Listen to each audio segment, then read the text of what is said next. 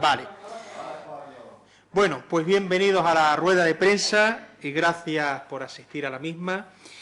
Vamos a tener, sin ningún género de duda, un periodo de sesiones interesante, activo, importante, porque son muchas las cosas que hay encima de la mesa e Izquierda Unida viene con ganas de decir también muchas cosas.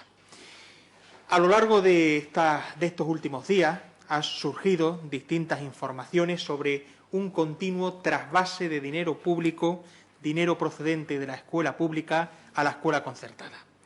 Y nosotros queremos hacer varias iniciativas al respecto aquí en la Cámara para llamar la atención del Partido Popular y que explique a los ciudadanos cuál es la razón por la que se quita dinero de la escuela pública, que es la que garantiza la educación para todos, al margen de cuáles sean sus condiciones económicas, sociales o de etnia, y por qué se envía ese dinero a la escuela concertada.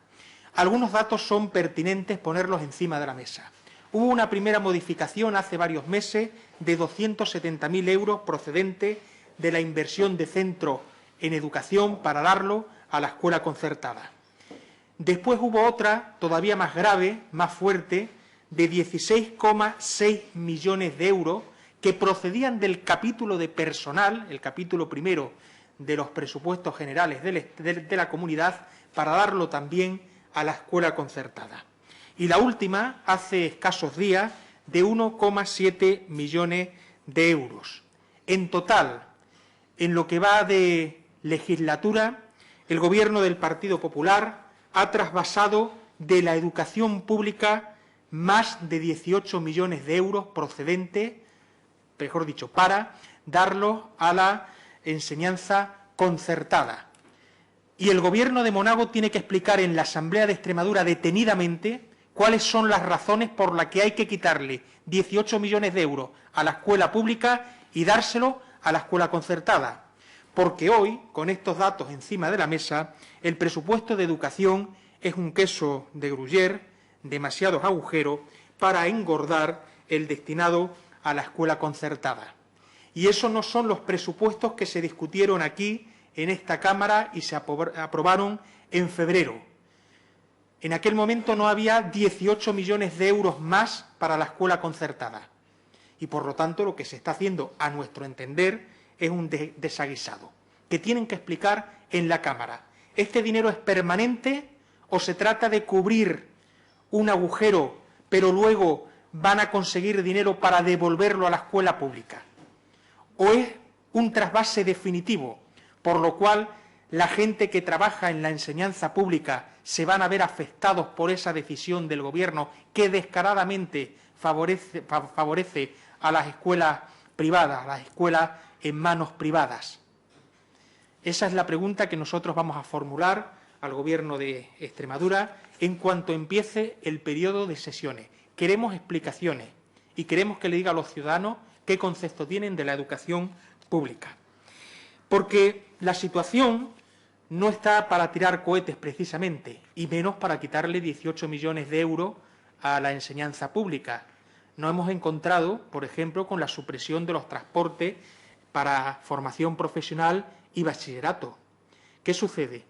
Que la gente, por ejemplo, que viva en nuestros pueblos rurales ya no tiene derecho a estudiar formación profesional y bachillerato. Tienen que pagarlo los padres, tienen que llevarles los padres y a lo mejor por su puesto de trabajo no pueden.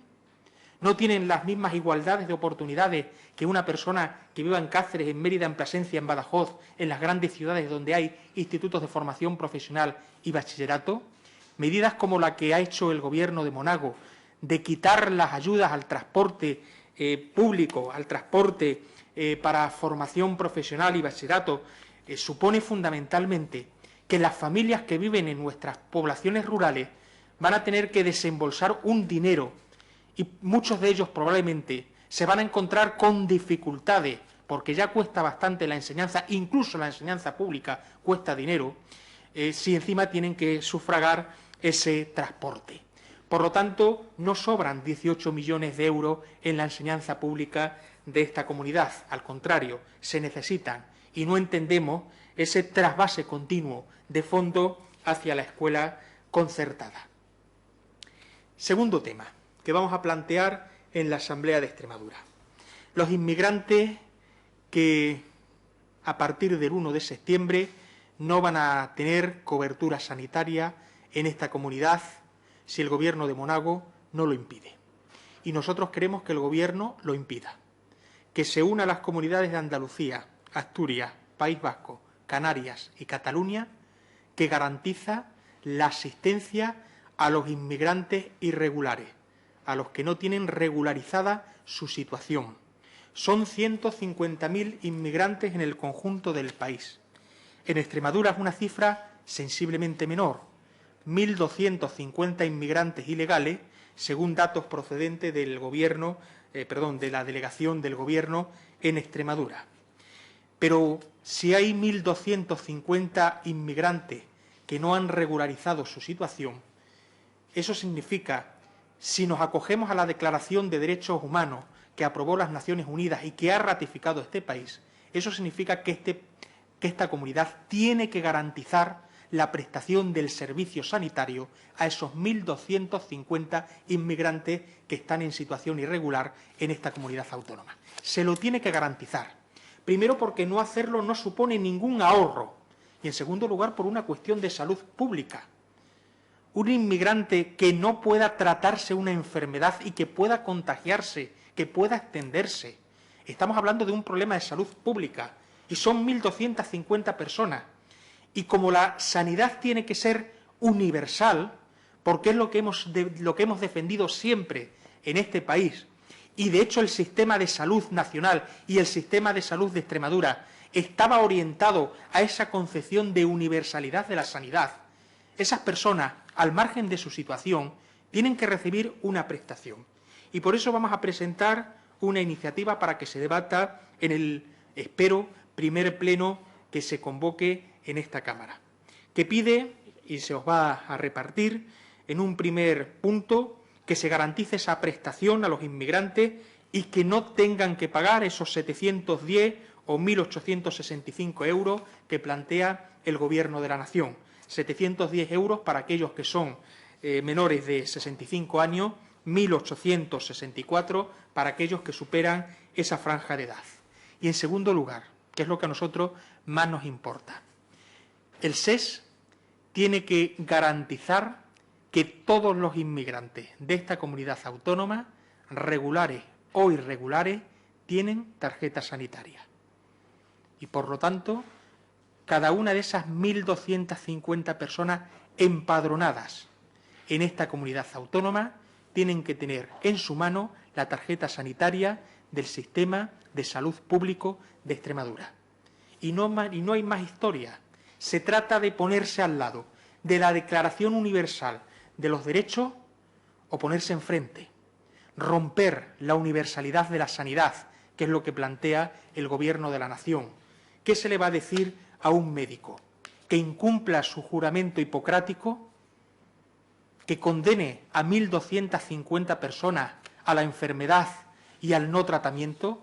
A mí me resulta absolutamente escandaloso desde cualquier concepción ideológica que uno pueda tener, sobre todo cuando por encima de las concepciones ideológicas hay algo que se llama la humanidad y el humanitarismo, que es lo que, por desgracia, le está fallando al Gobierno de España, muy poca humanidad, y que parece ser que el Gobierno de Monago, con decisiones como las que ha tomado, y el señor presidente ha alabado esa propuesta de Rajoy, parece ser que también por aquí se camina por esa senda de falta de humanidad. Por lo tanto, nosotros presentamos en la Asamblea de Extremadura una iniciativa para que se le garantice la sanidad a todos los ciudadanos, incluyendo los 1.250 inmigrantes irregulares que hay en esta comunidad. Y la primera pregunta, aparte de esta iniciativa que se va a formular en la Cámara y que la hará Pedro Escobar, es precisamente interesándose por el coste que supone esa atención para que se demuestre que es absolutamente mínimo, que no tiene ninguna trascendencia y para que de esa forma podamos combatir esos argumentos espurios, falsos, falaces que se vienen dando por parte del Gobierno de la Nación y también por parte del Gobierno de Monago, enfrentando a unos ciudadanos con otros ciudadanos. Esas son, por lo tanto, las primeras iniciativas que vamos a presentar en esta Cámara, oposición al trasvase de dinero público a la concertada, petición de que se mantenga el transporte público para FP y bachillerato y, por lo tanto, que se mantenga la igualdad de oportunidades para cualquier joven, sea de una población rural o de una ciudad, una petición de que los inmigrantes no regularizados tengan tarjeta sanitaria y una pregunta para conocer el gasto que supone. Y dicho esto, me someto a las preguntas, cuestiones, interrogaciones que queráis formular.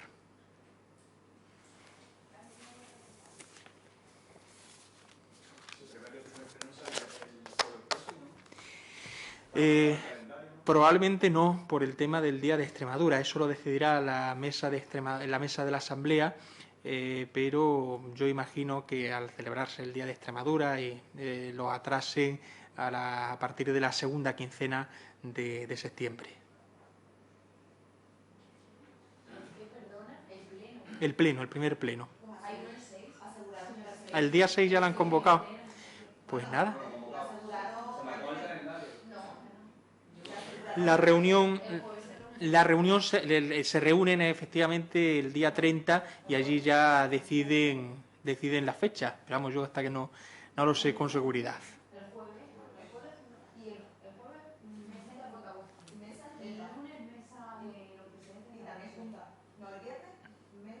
El viernes hay una reunión de portavoces y presidentes de comisiones para que donde se fija el calendario de las comisiones y de los plenos.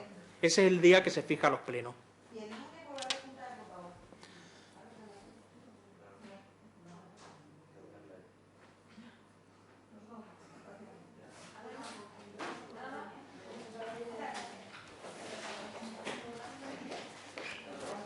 Bueno.